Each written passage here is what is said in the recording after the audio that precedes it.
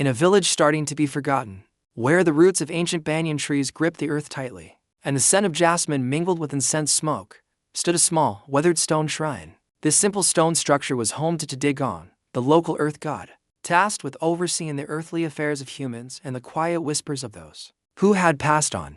Unlike the celestial emperors who lived in golden palaces above the clouds, Gong was a god of soil and harvest, with a dusty robe and a beard as white as mountain mist.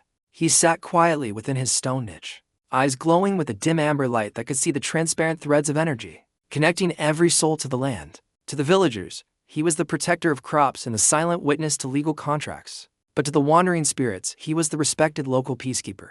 That night, as the sun sank leaving a bruised purple sky, the air turned unusually cold, a sharp chill that did not originate from the seasonal wind.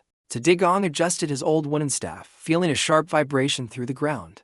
It was the rhythmic thumping of a restless ghost approaching the borders of his territory. A young woman named Mei Ling walked past the shrine with heavy steps, her head bowed in grief, unaware of the dark shadow following her with stiff, jerky movements. The shadow was Li Wei, her brother who had recently died in a sudden accident, his spirit refusing to cross the bridge of fog to the afterlife due to profound regret.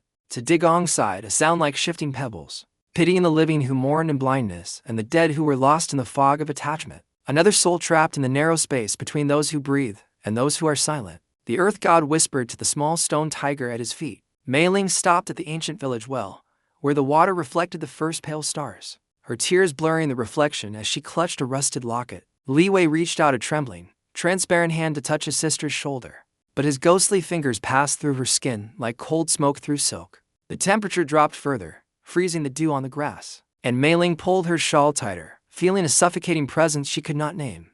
Gong knew that if this lingering spirit remained, the spiritual imbalance would rot the village's prosperity and turn the hearts of the residents bitter. He decided to manifest, stepping out from the silence of his shrine not as a stone statue, but as a short old man leaning on a staff of tree roots. He approached the well where the living and the dead stood in a tragic, silent embrace, a bridge of grief spanning two realms. Regret is a stone too heavy for a young man to carry into the next world, Gong said, his voice like the rustle of dry leaves. Li Wei winced, his spectral form flickering violently like a candle in a storm, shocked that a dusty old man could see his ghostly figure.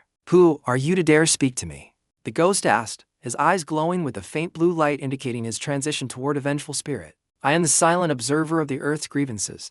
I am the gardener of these souls," the god replied with a gentle smile that radiated warmth. Li Wei looked back at his sister, his transparent face contorted with pain. "I cannot leave yet. I died before I could show her where our family's land deed is hidden.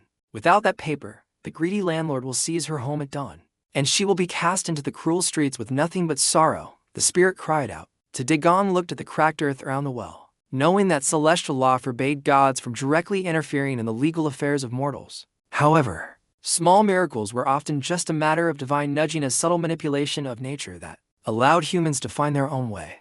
The earth god closed his eyes and tapped his staff twice against the ground, sending a wave of golden energy through the roots of a nearby gandarusa tree. Above them, the stars seemed to pulse with a rhythmic light as the spiritual energy of the land gathered toward a single point of manifestation near the grieving girl. Mei Ling suddenly saw a tiny golden beetle glowing as it crawled out of a crevice in the well's stones, its wings shimmering like polished brass. It was a creature of impossible beauty, its shell reflecting a golden light that shouldn't have existed in the evening gloom of the village. Entranced by the tiny messenger, Mei Ling wiped her eyes and followed the beetle as it flew with a low hum toward an old, abandoned barn. Li Wei followed, his ghostly form flickering with newfound hope, while Gong walked slowly behind them, ensuring other dark spirits kept their distance. The barn was a place of shadows and silver dust, filled with memories of past harvest and the sound of mice scurrying behind rotting wooden walls. Inside the quiet structure, the golden beetle landed on a loose floorboard in the back corner, spinning 3 times before vanishing into the wood. Mei Ling knelt on the cold floor, her hands trembling as she pried the heavy board open with a rusted nail she found nearby. Beneath the wood was a hidden compartment, and inside lay the dry family deed, along with a small pouch of silver coins, their father's secret savings. She gasped, her voice echoing in the empty barn, and she hugged the documents to her chest as sobs of relief broke through the silence of the night. Li Wei watched her from the shadows, and seeing his sister's safety secured, the spectral chains around his spirit began to glow white and dissolve into mist. "She is safe now, and your path is clear," Gong whispered from the barn door, his silhouette framed by the rising moon. But the miracle was not yet complete. for the departure of a soul often drew the attention of those dwelling in the deepest shadows. Suddenly, the shadows in the corner of the barn began to thicken, and several hungry ghosts with long necks and mischievous imps began to emerge from the floor.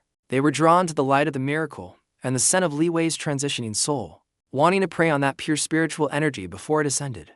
Gong's eyes narrowed, and his simple appearance suddenly changed. His posture straightened, his robe glowed with golden heat, and his staff turned into a pillar of light. "This sacred ground is under my eternal protection, and no shadow shall prey upon the righteous under my watch," he declared with a booming voice. The evil entities shrieked and retreated, their dark forms evaporating like fog under a summer sun. As they returned to the depths of the earth, Li Wei looked at the god with reverence, realizing the cosmic power hidden within the small and humble deity of his village. "Is it time for me to join the ancestors?" Li Wei asked, his voice now calm and free of spectral interference. "The gate has opened, and your sister's future is now adorned by the seeds of love you left behind."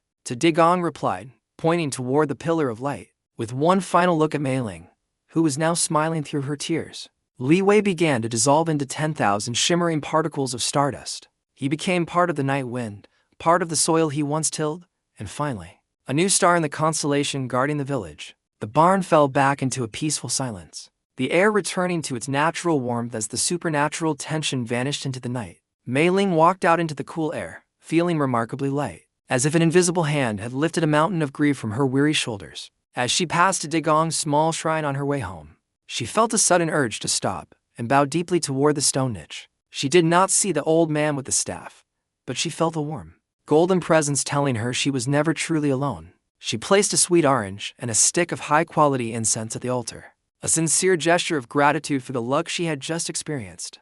Gong returned to his silent stone form, the golden light of his true essence fading back into the weathered gray rock. "You did well tonight, little tiger," he murmured to the stone guardian at his feet, which seemed to lean into his touch under the moonlight.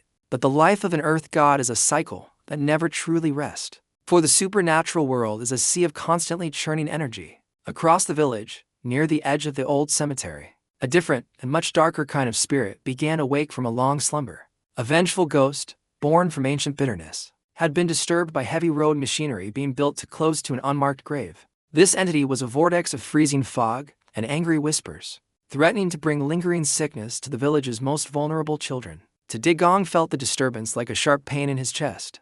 The earth cried out because the sacred rest of the dead had been violated by iron and greed. He knew he could not win this battle with just a golden beetle. This required the humans to acknowledge their neglect of the spirit world. That night, the earth god entered the dreams of the village elder, showing visions of the disturbed grave and the rising black mist. The elder woke up in a cold sweat at 3 in the morning, realizing the village had lost its balance with the unseen. As the sun began to peek over the hills, a large crowd gathered at the cemetery, led by the elder and Mei Ling, who now spoke with great conviction. They spent the entire day offering formal prayers and traditional food to appease the spirits and show respect for those who had gone before. Gong stood invisible at the edge of the crowd, hand resting on his staff as his presence reinforced the fragile boundary between the two realms. He channeled the collective sincerity of the villagers into a protective energy barrier, forcing the darkness back into the silent depths. The threat of illness was averted, and as the ritual concluded, the black mist vanished under the setting sun, leaving the air clean and crisp. This was the eternal task of the local earth god, to be the scale balancing the needs of restless ghosts with the survival of humans. To his ancient eyes, the spirits were not monsters, but neighbors who had lost their way in the transition of time, and he saw humans not as masters of the land, but as temporary tenants indebted to the earth that fed them. Seasons changed and years passed. Mei Ling's village flourished, their barns always full, and the residents living in a rare harmony. Mei Ling used her family's restored wealth to repair the old shrine, adding beautiful green tile roofing and smooth river stone flooring. In the evenings, she would sit by the well and tell children the story of the golden beetle. Though many dismissed it as a mere fable, but she knew the truth, and she ensured the incense at Gong's shrine never went out. Even during the harshest winters, Gong quite enjoyed his new green roof, though he still favored the dusty corners where the oldest secrets of the earth were kept. One autumn afternoon, a traveler arrived, a tall man with silver hair and eyes that seemed to see through the layers of physical reality. He was a wandering Taoist priest, a scholar of the unseen who traveled to document the legends of local deities. He stopped abruptly in front of the small shrine and smiled, his eyes widening as he sensed the ancient power within the smiling stone statue. A protector of such profound strength and kindness is rarely found in this quiet corner of the world, the priest murmured, bowing low.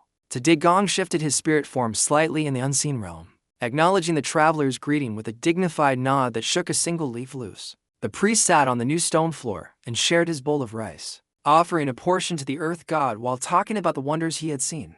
He told stories of dragons sleeping in deep rivers and phoenixes on high mountains. Yet he noted that none were as important as the household gods, for without a solid foundation of earth and local spirits guarding the gates, even the grandest sky would have no place to stand, he mused. Gong listened with great interest, gathering news from distant provinces to share with the local spirits, who never left the village boundaries. He realized that the small miracle with the beetle was just a tiny dot in a vast ocean of supernatural events governing the universe. As the moon reached its highest point, the weary priest finally fell into a deep sleep beside the altar. Gong stood guard over him all night, ensuring no wandering ghost or malevolent night spirits dared disturb the traveler's rest. He felt the steady heartbeat of the entire village, the children dreaming, the elders resting, and the ghosts quiet in the ancient trees. Every entity, whether of warm flesh or cold spirit, played a vital role in the tapestry of existence he was sworn to protect. His role was to be the anchor in the storm, the silent witness to human struggle, and the gentle hand guiding those lost in the dark. The cycle of life, death, and rebirth continued around him, an eternal dance of energy he was proud to observe. He knew that tomorrow would surely bring new problems, new restless ghosts, and perhaps the need for another small miracle. But for now, in the perfect silence of midnight, the earth god felt content sitting in his well-tended little sanctuary. Jasmine flowers bloomed under the moonlight, incense smoke drifted like silver ribbons, and the land was at peace under his ancient gaze. Truly, the supernatural world is never as far away as we imagine. It is always right beneath our feet, in the shadows of the room, and in the air we breathe. Such is the enduring legend of Gong, the humble guardian who proved that even the smallest god can create the greatest miracles, when love and duty lead the way. Comment, like, share, and subscribe to Storycraft Studio for more tales from the unseen world.